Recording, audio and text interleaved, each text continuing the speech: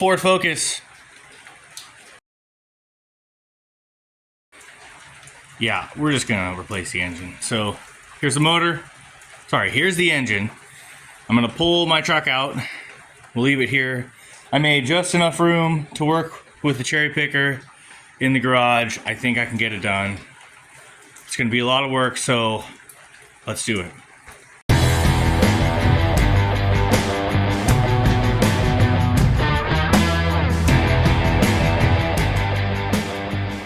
Long story short, I was too exhausted to try to even record most of this, so okay. Emotional damage. Bumper cover has to come off.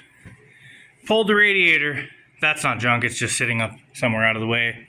I had to pull the headlights, the fan shroud. I did pull this bumper out of the way. I pulled the hood. On the hood, follow that up to the hood and then disconnect it from there. And then I removed the entire wiring harness around here, wrapped around the back. I went back here and I pulled all the head studs. I pulled the nuts off first, then the studs, so I don't have to pull the manifold. You should just pull straight up and out of there. Hopefully, I got some bolts down underneath the motor over here, a couple more on this bracket. Then I just pulled the axles out, and that sucked a lot. They were pretty rusted, that bolt on the bottom of the ball joint. Flew out, and I had to use air tools just to get it. I tried pounding it, the pound trick didn't work, so air tools. I was gonna start using heat, but didn't want to destroy stuff, so the axles still need to come out all the way from here on both sides. The battery tray came out. This is actually the front piece of the battery tray. You probably leave that in. I need to disconnect the shift linkage. I'm pretty sure most of the wiring harnesses should be out of the way enough. That's the positive cable. And it's got some wiring harnesses inside here. So when we get to this engine here, we've got to make sure all the spark plugs are in good condition, and they did pull all these coils out to do a compression check. Did they put any? Yep, the old spark plugs are back in there. I might switch them with the ones from here. Depends on which ones are in better condition.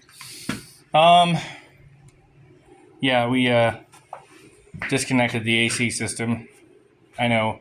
I'm gonna cover that with some shop towels. Cover the holes here and here, there, over there on the condenser, and then there's two more under the engine that way. And yeah, so there was a lot of hoses to disconnect. There's a line that runs back. No, it's not this one. It's that one. So this one runs in here and in the reservoir, and there's all these weird permanent crimp connects, and I'm not about it. They're like, I don't know what they're called. Some sort of band connects. So I just disconnected it and then forced it up, out from the front here, out and around and out of the way. Where is that? Okay, that's the bottom line. This top line we can disconnect from here. Yeah, so I think what I have left is I need to remove the engine. I've got to go underneath and disconnect the stuff for the exhaust manifold to make sure that it has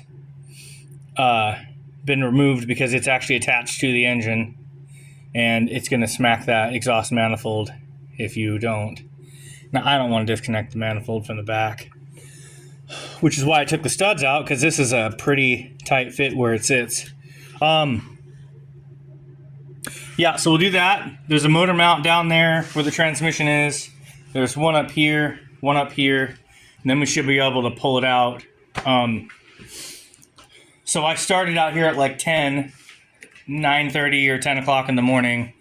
And I do have one jack stand and a jack. I need to find my other jack stand, because that's not going to work. It's somewhere around. It could be out front too.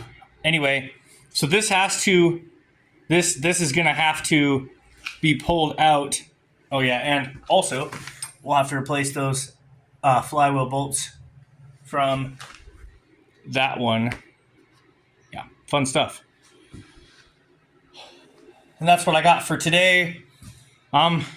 It's like 2:30, 3 o'clock. I'm gonna call it for right now. This is like my only day off this week, so we'll head back at it tomorrow. Thanks, guys. Like and subscribe.